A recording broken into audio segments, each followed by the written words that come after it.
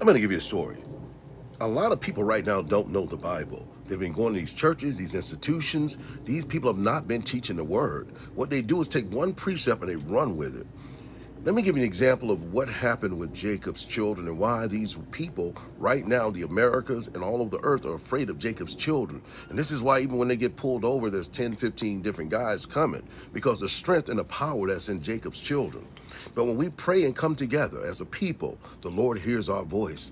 Not only us, but also those who believe in him. But I want to give you the story of the men of Shechem. The men of Shechem, when you go to Revelation chapter 7, you'll learn that it says that the Lord is picking 144,000 from each tribe. These are men that are not defiled with women.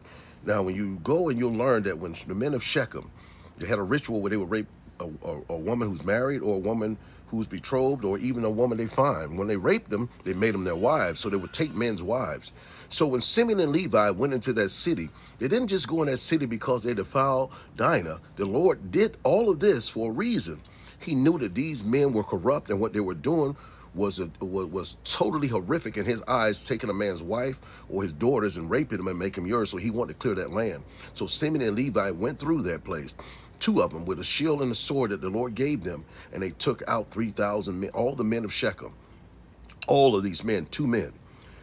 So I'm going to read Jasher, the book of Jasher. You can get in, you can order Jasher on your own, or you can go ahead and get it in the Sefer. The book of Jasher, chapter 37. It says, and all these men, the son of Jacob, with their servants, went towards these kings. Because all these kings, when they went to Shechem after they killed these, they set camp up in Shechem. And all these men, the kings, got all together to come against Israel. It was a bunch of kings that came together, and this is what happened. And all these men, the son of Jacob, all these men, the sons of Jacob, with their servants, went towards these kings. There was 112 of these servants. There was 102 servants, and there was 10 of Jacob's children. Benjamin and Levi were too young at the time.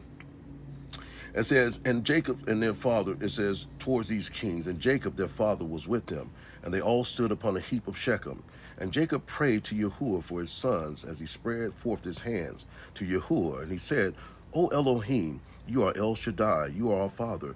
You did form us, and we are the works of your hands. I pray that you deliver my sons through your mercy from the hands of their enemies, who are this day coming to fight with them and to save them from their hand. For your hand is in your hand is power and might to save a few from many. And see, we got to understand this is what's going on right now. The Lord right now is getting ready to save Jacob's children again. And it says, and give unto my sons your servants strength of heart and might to fight with their enemies, to subdue them, and to make their enemies fall before them. And let not my sons and their servants die through the hands of the children of Canaan. But if it seems good in your eyes to take away their lives of my sons and their servants, take them in your great mercy through the hands of your ministers, that they may not perish this day by the hands of the kings of Emorem.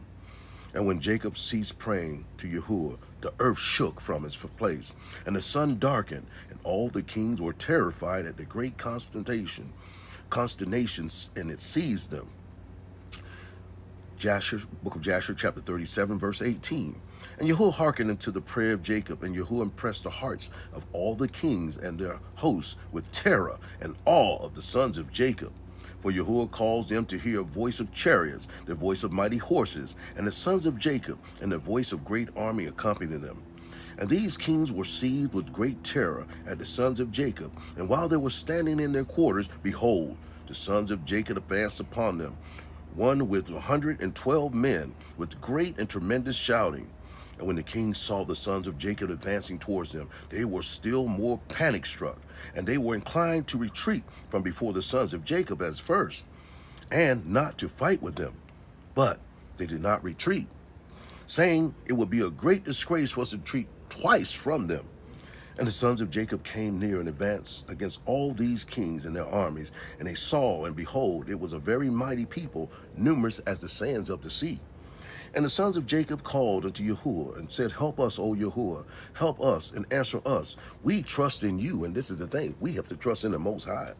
And let us not die by the hands of these uncircumcised men who this day have come against us.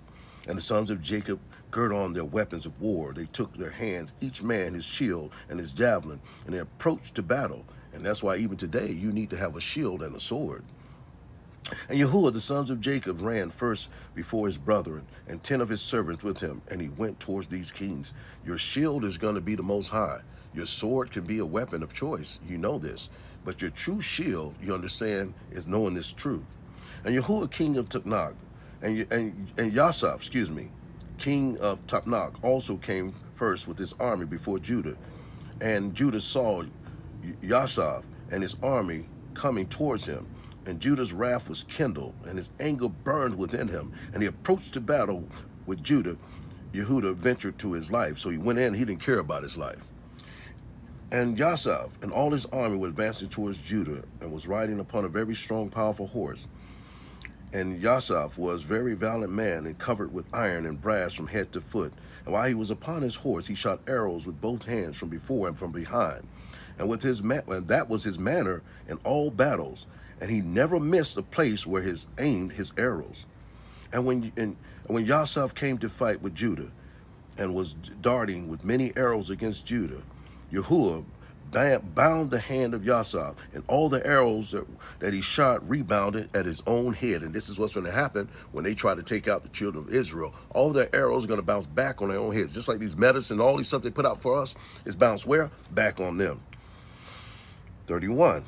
And notwithstanding this, Yasaf kept advancing towards Judah to challenge him with arrows, but the distance between them was about 30 cubits. And when Judah saw Yasaf darting forth with arrows at him, he ran to him with his wrath, excited might. And Judah took up a large stone from the ground, and his weight was 60 shekels. 1 shekel is 40 pounds, folks.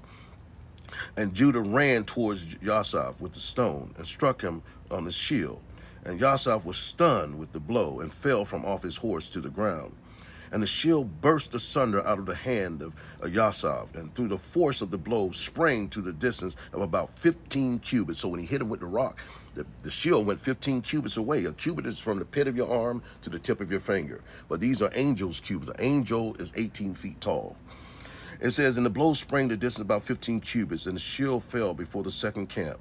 So that shield went all the way to the second camp of their people. And the kings that came with Yasaf saw at a distance the strength of Judah and the sons of Jacob, and what he had done to Yasaf, and they were terribly afraid of Judah. And they assembled near Yasaf's camp, seeing his confusion. And Judah drew his sword and smote 40 men of the camp of Yasaf. And the whole of Yasaf's camp fled before Judah, and no man stood against him. And they left Yasaf and they fled from him. And Yasaf was still prostrate upon the ground. And Yasaf, seeing that the men of his camp fled from him, hastened and rose up with terror against Judah, and stood upon his legs opposite of Judah. And Yasaf had a single combat with Judah, placing shield towards shield. And Yasaf's men fled, and they were greatly afraid of Judah. And Yasaf took his spear from his hand, and to strike Judah upon his head.